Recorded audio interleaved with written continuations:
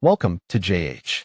The RetroSnap Play is a mini console claiming to pack over 17,000 classic games, featuring heavy hitters like GTA, Mario, and Pokemon.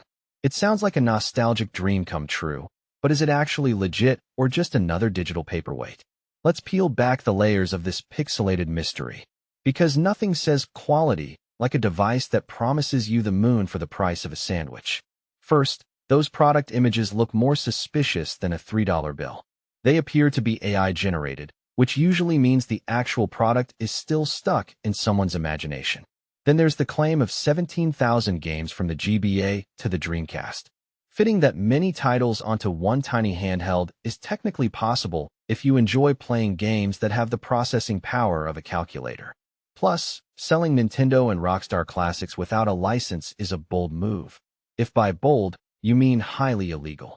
The website is basically a masterclass in desperation, using heavy pressure tactics like 55% discounts and ticking countdown timers. It's all designed to make you panic buy before your brain can actually process the red flags. They even claim to be featured on BuzzFeed and Wired. But shockingly, those articles don't seem to exist. It turns out those trust badges are about as real as my desire to go to the gym on a Monday morning. Now for the happy customers. While the site boasts a near-perfect rating, external sites like Trustpilot tell a much darker story.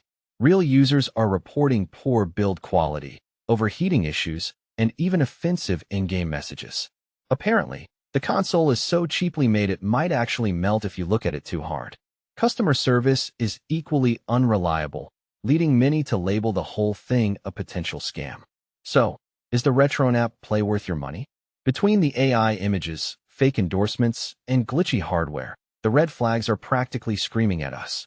It might look like a fun trip down memory lane, but it's more likely a one-way ticket to buyer's remorse.